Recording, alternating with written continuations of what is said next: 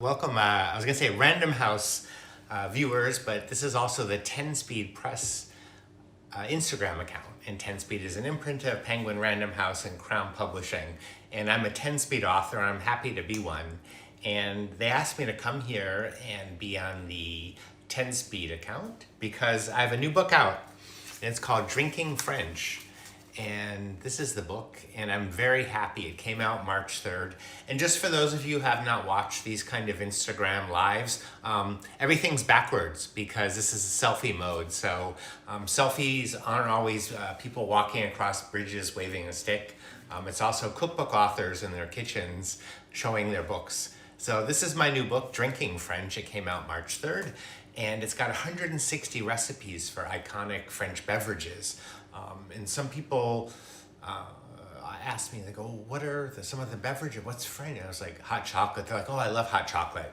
Café au lait. Oh, I love café au lait in France. It's so great. It's like citronade, lemon drink. And they like people like cocktails, Bloody Marys, sidecars, Manhattans, things, Boulevardiers, which is my favorite cocktail. And those are all in the book. So there's 160 recipes.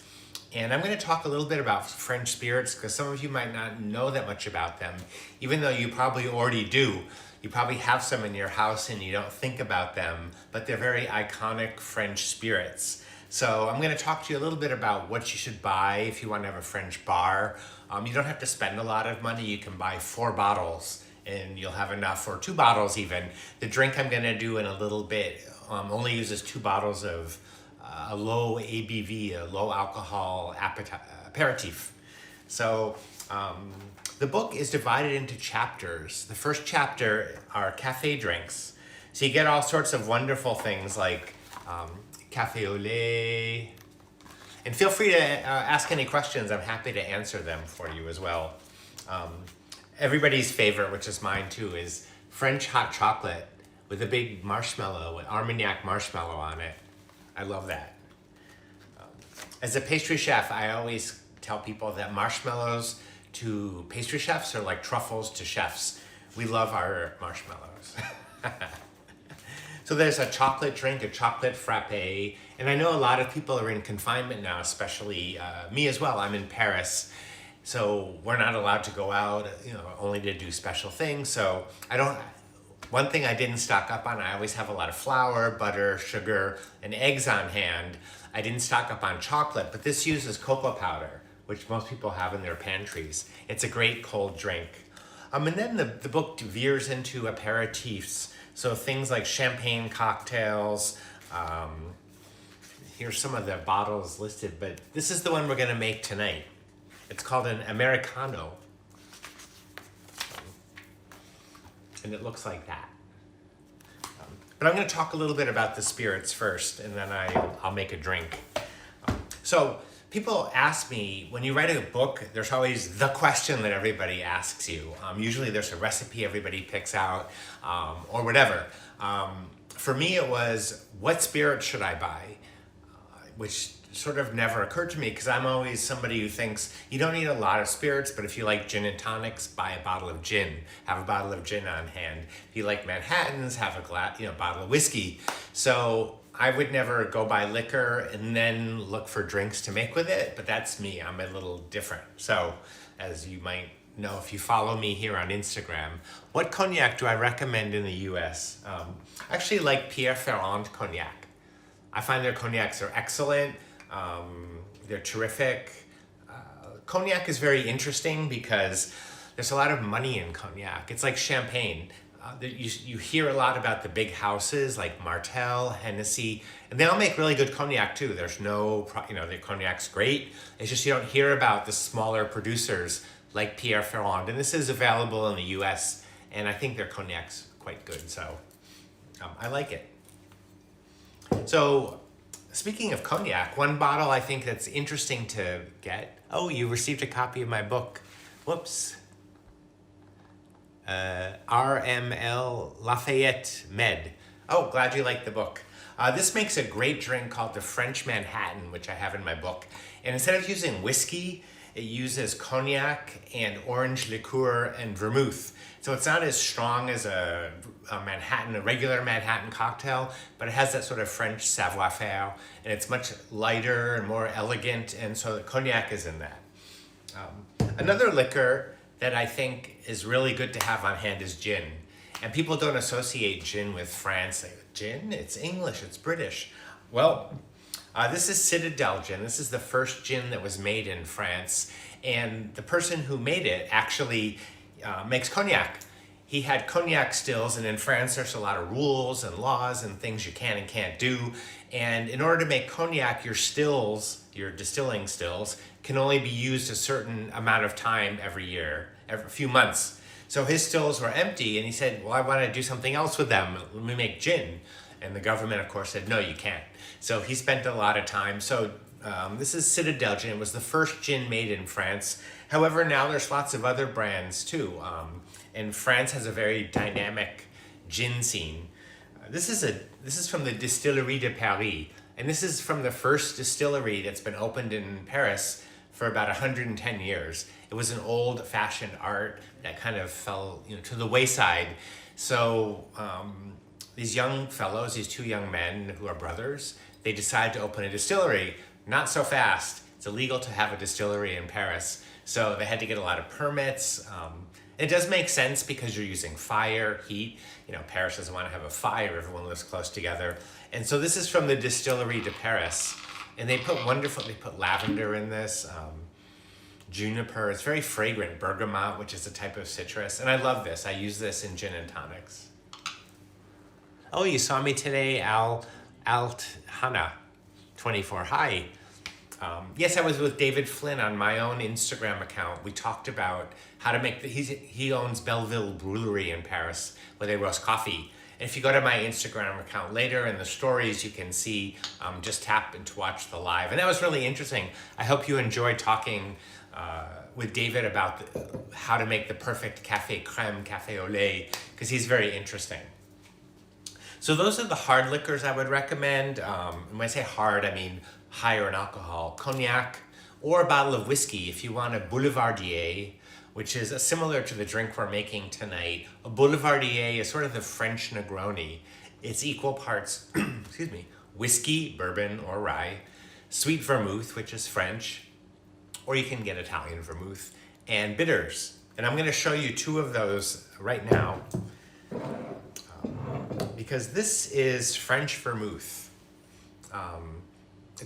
Red vermouth is often referred to as Italian vermouth, and white vermouth is often referred to as French vermouth. This is a red vermouth that's made in France. It's made in the French Alps in a town called Chambéry. And this brand is pretty popular in the US. It's called Dolin. And I went there when I was researching my book, and I met the owner, and he picked me up in his car to take me to the distillery, and I thought it was going to be this, huge factory. And it was actually this little tiny place. And he goes, yes, we have 20 employees. It's not very much. I was like, oh my God. And he opened up these books, because I went there and I wrote about them in Drinking French. He opened up the old books that were written in quill pen, like in French, like how to make vermouth. And I was like, oh my God, this is so beautiful. I said, excuse me, can I take a picture? And he goes, sure, what are you going to do? Start your own vermouth company? Go ahead. So he let me. So look for my vermouth on the shelf next year. No, just kidding. So red vermouth is good to have on hand. I'll show you the drink I'm making tonight. The Americano uses that. Manhattans, which I love. Boulevardiers are great. Vermouth is also a wonderful aperitif on its own. In Europe especially, people drink vermouth as an aperitif at cafes. Often people come to France and they say, oh, I want there's a martini on the menu. And they order that at a cafe and they get a martini and Rossi. So that's a different kind of vermouth. It's from Italy. But vermouth is a wonderful drink. When you buy vermouth, keep it in the fridge. It doesn't last. My parents had a bottle of vermouth in their kitchen cabinet for probably 12 years. I mean, it's probably worth a lot of money now. It's vintage, but vermouth usually lasts like a month or two in the fridge. So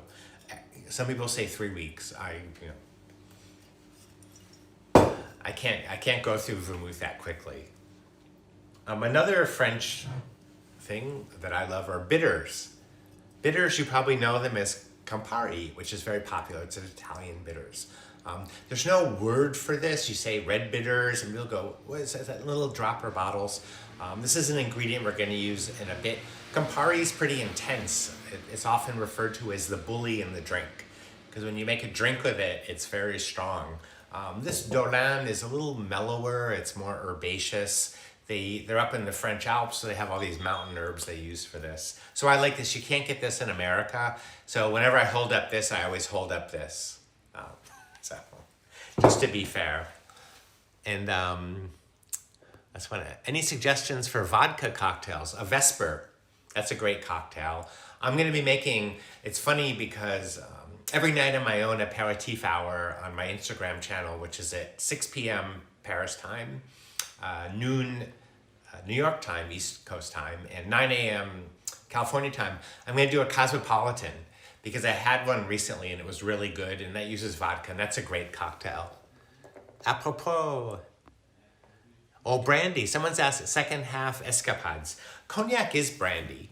Cognac is distilled grape mao, and it's put into barrels and it ages it. So cognac is a type of brandy. It's like champagne is a sparkling wine.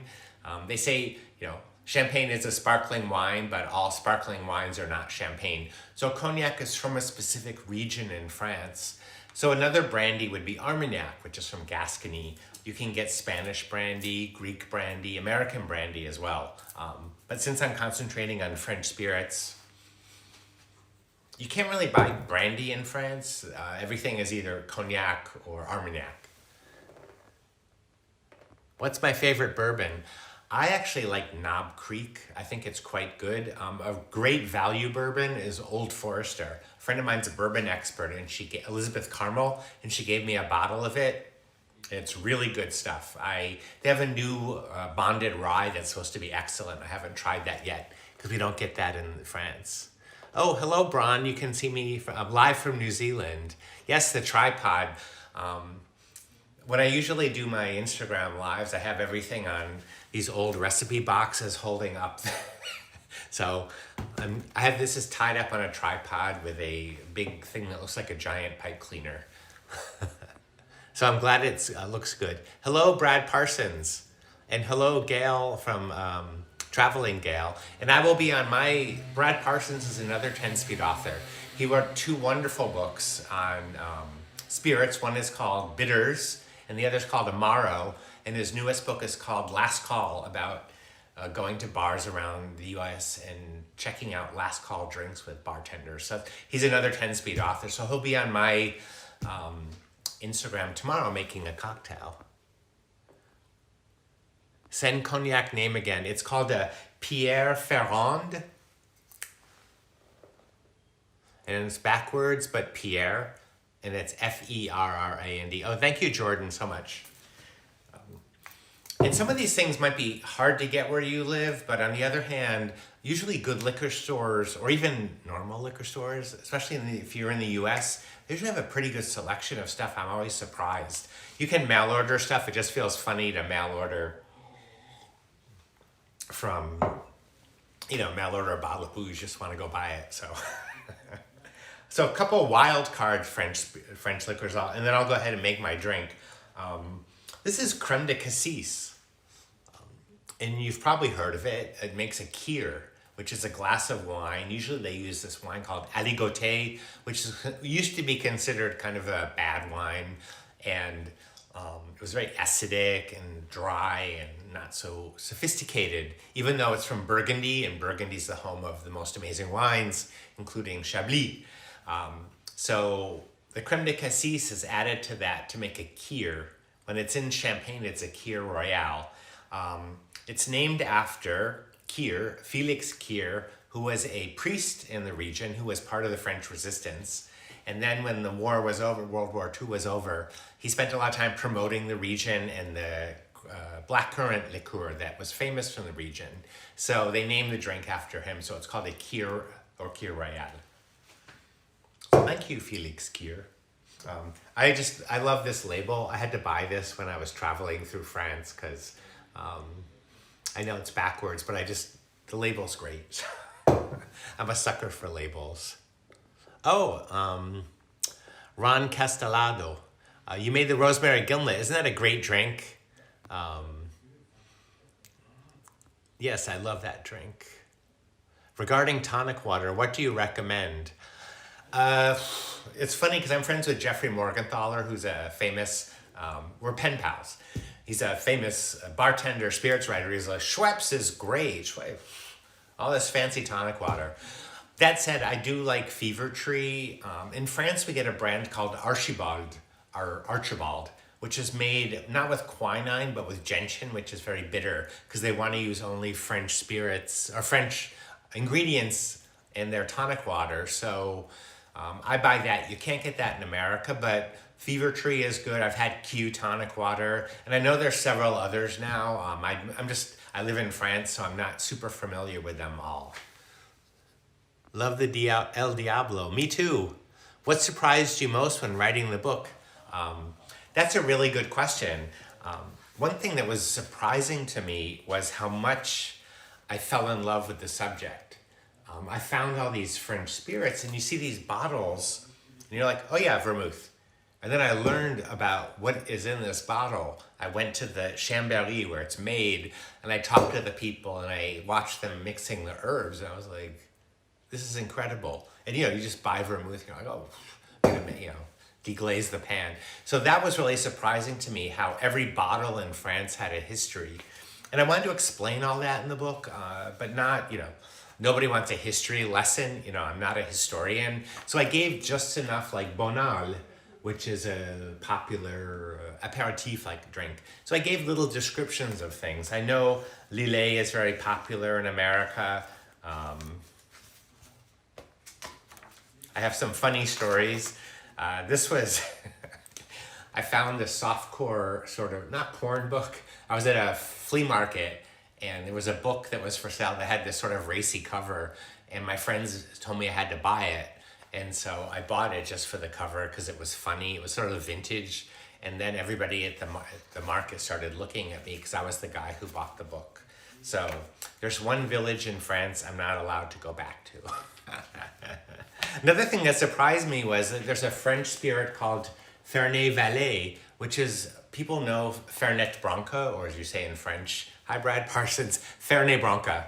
And I found out there was a Mexican version of it too that was made by a French guy originally. So there was a lot of things I learned writing the book. I was a pastry chef for many years, for those of you that don't know who I am, or was, or I was a pastry chef for many, many years. I worked at Chez Panisse in Berkeley, and I wrote books on ice cream and books on chocolate. But I love exploring single subjects, and the whole idea of French, I'm fascinated by French culture. I'm French, and I live in France now. But Americans are too, and there's so much, especially now everybody's confined, and people, I think, are sort of attracted to this, or they're at home, and they don't want silly stuff anymore. People have sort of had it with a lot of the, these culinary trends. They all seem sort of frivolous now, like getting a single egg with a little silver spoon and some maple mousse on top. I think people want French food. They want like a French stew. It's the food of, not poverty, but it's the food of using everything and not being pretentious. And I think that's how French drinking is too. All these liquors to me are very simple. But very emblematic of France and the different regions. And the last liquor I'll show you before I go ahead and make the drink is chartreuse. I'm sort of addicted to chartreuse. Some people love it, some people don't. That's okay, you don't have to like everything. Chartreuse is made by monks in the French Alps. They took a vow of silence. The monkhood started 1,000 years ago. So the history in this bottle started 1,000 years ago. To make a very, very, we don't have a long time to discuss the 1,000-year history, but to make a long story short, now it's made in the mountains of Chartreuse. It's still owned by the monks because if they sell to a big company, they have to give up the recipe, and nobody has the recipe for this except for 2 monks, and they don't travel together. They don't drive in a car together. They don't take trains together in case something happens to one of them. And it's very special. It's 130 herbs. That's all they'll tell you about it.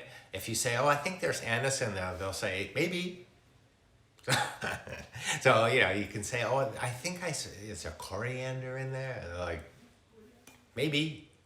And I went there and these priests took a vow of silence, and I was talking to one of them. They do talk and so forth. It was wonderful. So I love the chartreuse.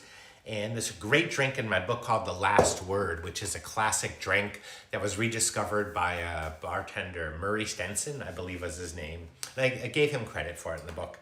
But it's a great cocktail. So it's worth having chartreuse on hand.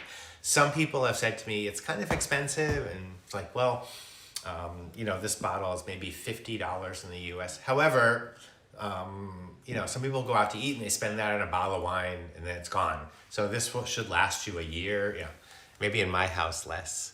Oh, Gail, I'm glad the book's gonna come. Hello in Boston and Wichita, Kansas.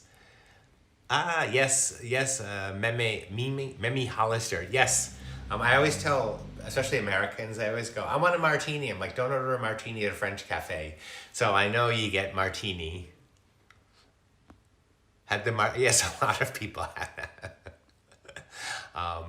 Yes, Dolan is available in the US, and you can get half bottles as well. Yes, Vesper, James Bond. Yes, it is funny. I was with a friend who was visiting, and he had a friend that he brought along. We went to a French cafe, and I said, well, I think I'll have a glass of rosé, and my friend had a glass of wine, and his friend said, well, I want to have an old-fashioned. And I said, well, it's a French cafe. They don't have old fashions at French cafe. It's like going to a diner in America and asking for a gimlet or. So he insisted, and I said, he goes, well, I see they have like whiskey. I'm like, they don't know how to make it. And one of my rules is never order a drink if someone doesn't know how to make it or what it is. So the drink I'm going to make tonight is called the Americano. Thanks for the little hearts. I'm trying to figure out all this interesting way of... Mocha pot, excellent today. Fave snacks. Oh, yeah, one thing about the book also is I love to eat, and French people love to eat. That's how I learned to integrate into France. When they found out I was a pastry chef, like nobody was interested in me until they found out I was a pastry chef. And then they were... And I met a lot of pastry chefs here and chocolatiers because I would start talking to them and they realized, I kind of knew something. Not that I'm, any great genius, but, these people are artisans, but I could talk to them about what they do. And I did go to pastry school here in France. I went to École de Notre, and I also went to Valrhona Chocolate School. And I also went to chocolate school in Belgium too, so. But there's a whole chapter on apéro snacks. You can always ask your favorite liquor source. Yes, One Web Whiz. Yes, if you have a liquor store near you, definitely ask them if they can order things, because usually they can. These are some madeleines made of cornmeal with sun-dried tomatoes and bacon, and you can even make them gluten-free. Right now we're seeing bookstores.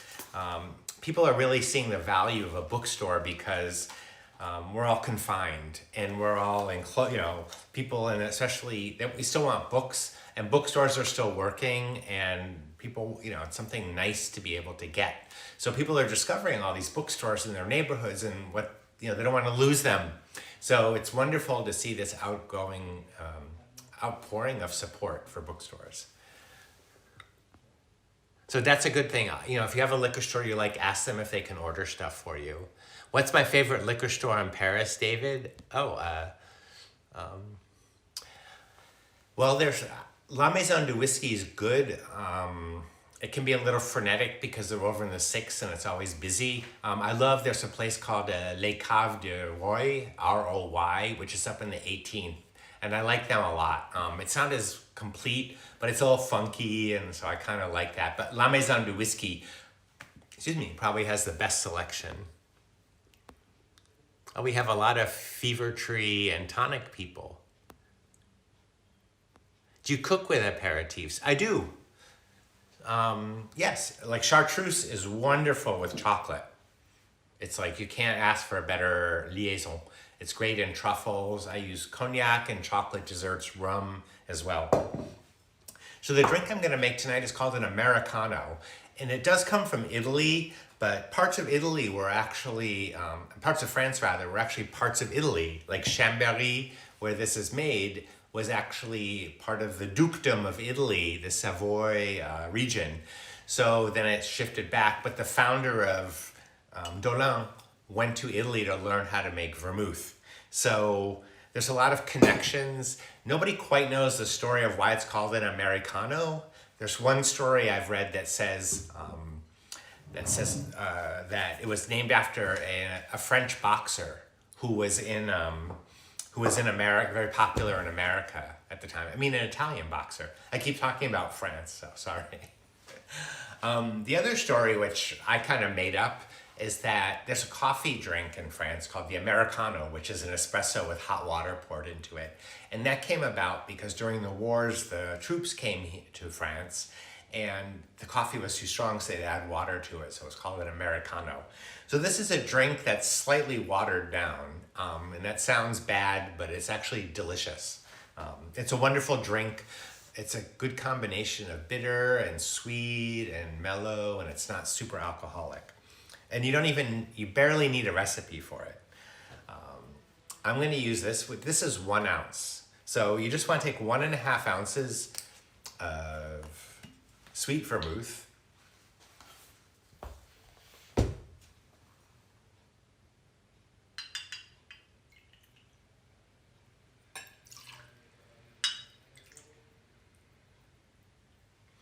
And then 1.5 ounces of bitters.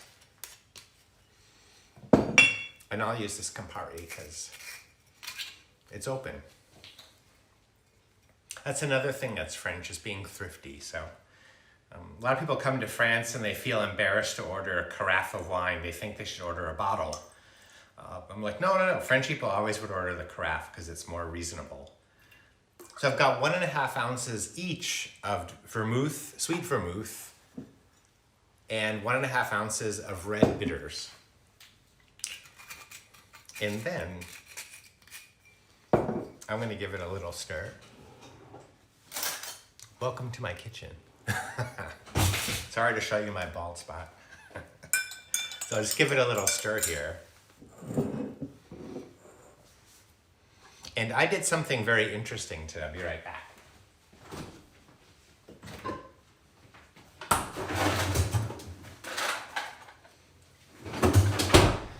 I was working on a blog post about what bar equipment you need, because people have been asking me about that. And you don't need a lot of fancy stuff. If you want to make a drink, you don't need a shaker. You can use your water bottle. You're not going to the gym, you may as well use the water bottle for something. You can use a measuring cup to stir things with a chopstick. If you want to make fancy ice, you don't need to buy those fancy molds. You can put ice. What I did was I put water in this plastic tub, and then I pulled it out and hit it with a hammer and a towel. And you get these great cubes that look sort of professional and jagged looking. So you can use something like that if you want to be very dramatic, or you can add several different ones. Whoops, I made a little mistake, little splash. Then take my zester and make a twist.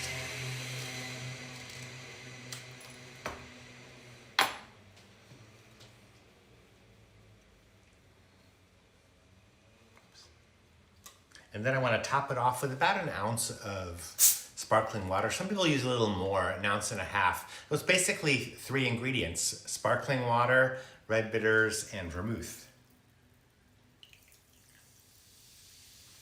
And this is one of those drinks I can always drink. I think the bitterness makes it palatable, the bitterness of the red aperitif, the red vermouth, the sweet French vermouth, or Italian vermouth. Makes it a little seductive. Then the sparkling water makes it lively and festive.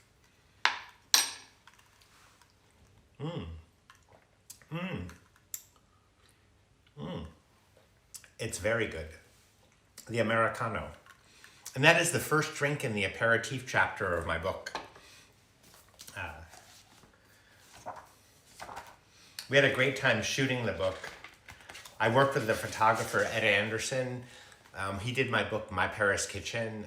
He also did Brad Parsons' books, who's saying hello. Ferney, Brad Ferney. He makes fun of me because I say it the French way. But Ed Anderson's really good at shooting cocktails. So we shot this picture, and I said, we have to have potato chips in it. That's very French. And it's like Frenchy potato chips. Like they have really good potato chips in France. But there's different simple cocktails like Dubonnet. You can just pour it over ice and put a twist in it with club soda or tonic water. I have a whole chapter on how to make your own liqueurs. I just did a cocktail on my Instagram live the other day that called for Lillet. And I said, you can actually make your own orange liqueur. It's very easy. With orange zest and vodka or brandy. So it's a whole chapter of all these different things you can make. This is a cherry liqueur called Guignolet. It's basically just dark cherries. You saute them to release the juices, then you marinate them in some vodka. This is a strawberry liqueur, and that's quite good. You just take fresh strawberries and put them in vodka for a few weeks. And then this is a wonderful chef I met. His name is Romain Meder, and he's at the Plaza Athénée, which is a fancy Michelin 3-star restaurant at a grand hotel, very, very, very expensive.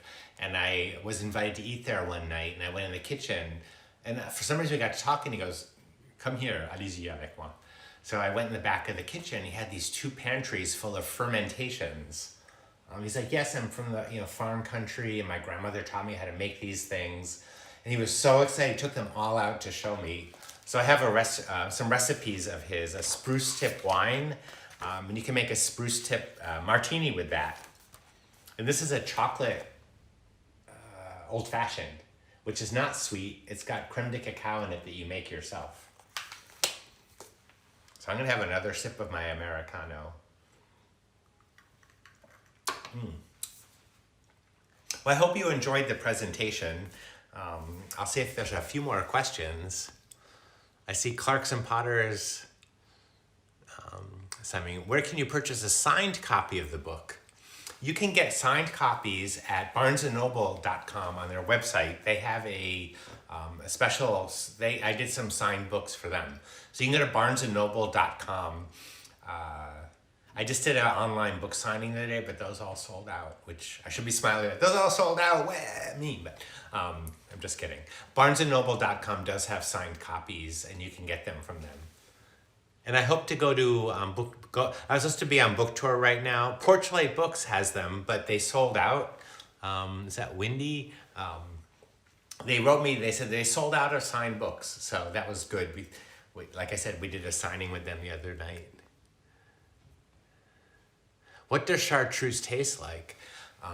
Chartreuse is like, and I mean this in a very good way, it tastes like toothpaste. It's got this minty freshness.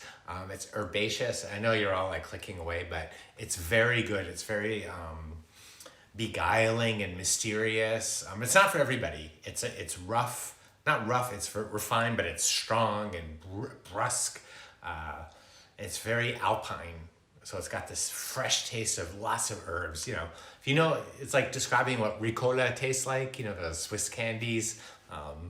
If the description doesn't sound so good, you say, "Oh, they're kind of brown with all these herbs in it." But then you eat one, it's like, "Oh yeah, this is it."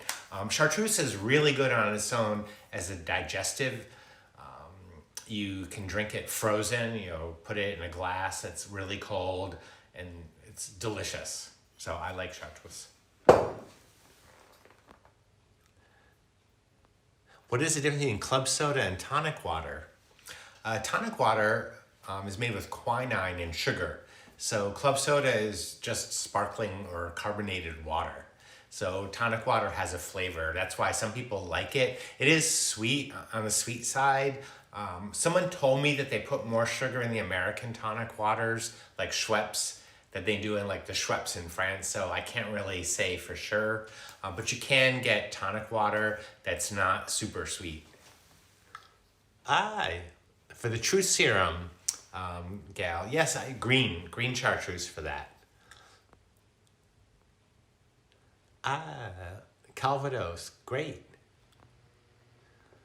You have an unopened bottle of absinthe 10 years ago, new. Don't throw it away. It's good. Keep it. Most liquor, like hard liquor, will keep, I don't want to say indefinitely, but anything that's like 40 proof or stronger will keep a very long time. If it hasn't been opened, it should be fine. Chartreuse is one of the only, there's 2 liquors in the world that continue to age, I guess, in the bottle. And one is chartreuse and the other is Benedictine. And people collect the old bottles. Even if it's open, it doesn't really make a difference, they told me. And now they put the date on the back of the bottle because of all these collectors. They did recently change, this is yellow chartreuse, they changed the proof in it. And somebody who works for the company said to me, you know what, buy some of the old bottles or the previous ones and save them because they'll be worth something someday. So I haven't done that, but I'm actually going on a little bender. I had all these liquors that I was saving for a special occasion, and now that we're confined, I'm like, you know what? I think that special occasion has arrived. All right, well, thank you very much, and thank you for 10 Speed Press for not only publishing my book and being such great people to work with and supporting me, but also for letting me take over their Instagram account for a little bit. So it was great that you all tuned in. It was really a pleasure to talk to you and to show you everything that I do and that I did for this book, Drinking French. It's now available. You can get it at your local bookstore.